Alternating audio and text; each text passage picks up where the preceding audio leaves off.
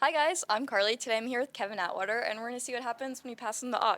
You ready to make a playlist? I am so ready. I've Hell never yeah. been more ready for anything in my I'm life. so excited. Okay, my first question for you is either gonna be super hard or super easy. Okay. Who would you consider your favorite artist of all time? I would consider Sufjan Stevens my favorite artist of all Okay, time, so it was probably. easy. Yeah, Or it was okay, easy. amazing. And what would you consider your favorite song of theirs? I would say that is a really hard question actually. I would say Valid. right now it's Drawn to the Blood. Okay. From Carrie and Lowell. Okay, But yeah. it changes every single day. That's so okay. ask He me has tomorrow. so many good ones that it's like No, it's it hard to pick one. literally hundreds. So Yeah. impossible to count. Next question for you. I feel like gay music normally falls on the spectrum from like the most like sad, heartbreaking lyrics you've ever heard in your life to like super fun, upbeat like club music. Yes. So I wanted to know what your favorites from each of the categories is. That is an awesome question. I would actually say for the like sadder gay vibe, Okay. White Ferrari by Frank Ocean, So good. which is like so good. devastating vibes, which I am Devastating. obsessed with. And for the upbeat one, wait, actually now I need to think which song specifically I want to choose. Okay. I think Number One Fan by Muna. I don't know if you So would. good. I would count that as like I would upbeat, count that. even I though feel it's like like Muna, like any of theirs, It's just- you can consider it like that. it's gay, like It's you know. gay. It's fun. Some of it. It's pop music. It makes me feel good when I'm singing it like Yeah. loudly in the shower or at their concert. So So, true. So I that feel counts. fierce. So. That counts. I love that. I love Muna. So next up, before this interview, I stalked your Spotify because it's one of my favorite hobbies Hey, ever. I'm feeling perceived. And that's okay. I just wanted to get a vibe of what kind of playlist you like to make. And I notice you a lot of times will make like a playlist for different months. hmm What would you put as the top song of your April playlist? Okay. I would actually say Looking at the Geese by Rennie Conti. Okay, Who love. Rennie is going to be opening for me No on tour way. for half of this tour. Wait, that's so fun. And I have been doing just a huge deep dive into his music, and that song has struck this like insane chord in my body. I can't stop listening to it. It's just something like chemical It's to me. so good. I came across that song. I think just one of the artists I follow like posted it, and ever since I heard it, I like played it on repeat for like days. I was like, this is so. It's just so like It unique. is so particular and specific, and I just love so it. good. So I'm so so good. excited. Great pick. I feel Probably like it's that also one. very like April-y. It is. It's you know? giving April geese. Just geese. Just with the geese. Geese give April. Geese give April. If you were to make a playlist called Achilles, which is the name of your most recent album, what song would be at the top of the playlist? And it can't be one of your own.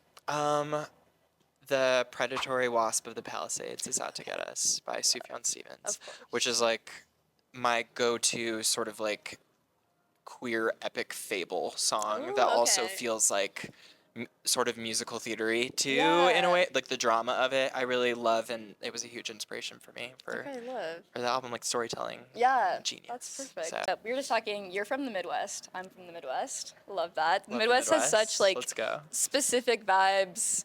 It's kind of Yes. boring. I don't know how you feel about the Midwest. No, I like hate it, love it. I feel both. I'm Yeah. about to say the dichotomy of it is what I love. So and my own true. feelings about it are Yeah. also split. I But, feel that too. What's a song that always reminds you of your hometown? well, I did name my EP after my hometown. So true. So low key, all of the songs on Downers Grove, which is Fair where I'm enough. from. But if I had to choose one, that was not me. Mm-hmm. I would choose River by Joni Mitchell because it reminds me of the holidays and being home for the holidays, and I just grew up listening to Joni. So I love probably that. one. Do you remember the first artist that you absolutely like, fell in love with? Yes. I like always loved music, I guess, in a Yeah. way. Like I grew up like with my dad's iPod that we all shared. So true. So true. But in college, I fell in love with Nick Drake. Okay, love, yeah. Singer-songwriter, folk singer-songwriter, and I had never like heard sadness sung in that way, and I like the lore of him too is so heartbreaking, and like I just really Yeah. I like fell into that hole, specifically like Pink Moon, that album. Yeah, if you had to pick one. It would be, oh my god, I can't even. I guess Which Will. Okay. But or Place to Be, one of the two. What's a song of yours that you almost didn't want to release because it felt like a little too vulnerable? I have felt like that multiple times.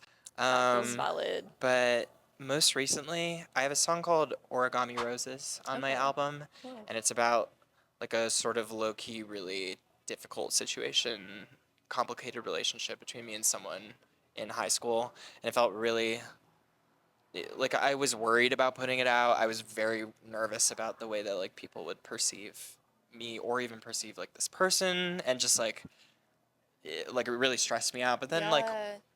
I came to like the conclusion that like the song is important. The song means something to me. It's gonna mean something to people who've been through like similar things, and it fit in the world of the album. So Yeah, probably that for one. But I sure. felt that a lot. Yeah, that makes sense. Do you feel like you're still like hanging on to a lot of those songs that you like haven't released yet, or do you normally just kind of put them out when I you hang like on to them. Yeah. I like grab them and hold them tight in my chest and don't want to let anyone hear them Yeah, ever. that's But valid. I could never. I feel like I could never write a song about my personal life and actually like put it out there because I'd be like, it oh my god, is they know. crazy. Props to you. You're so It's a brave. crazy vibe. You're Thank so you. brave. Thank you. I am so brave. One last question for you. Sure. Out of all of your music, what song kind of feels the most like the music you want to keep making in the future? That's an awesome question. I Thank you. think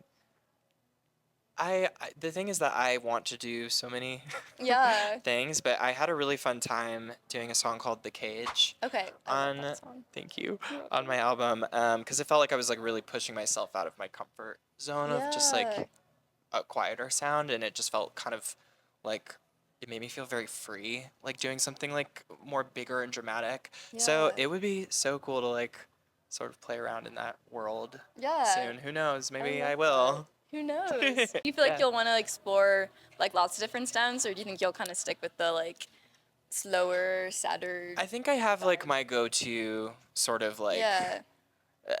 thing that I always just gravitate towards. It feels natural to me, Valid. but then from there, yeah, we're Yeah. gonna be experimenting, baby. Could go anywhere. That's so Yeah. exciting. Thank you All so right. much for asking me all these questions. Yeah, of I course. appreciate Thank it. you so much. This is so The cool. playlist is going to be on Spotify for anyone who wants to listen. If you ever want to listen to it, you can listen I'm to putting your it playlist. on right after this. Oh, yeah. Can't wait for your show.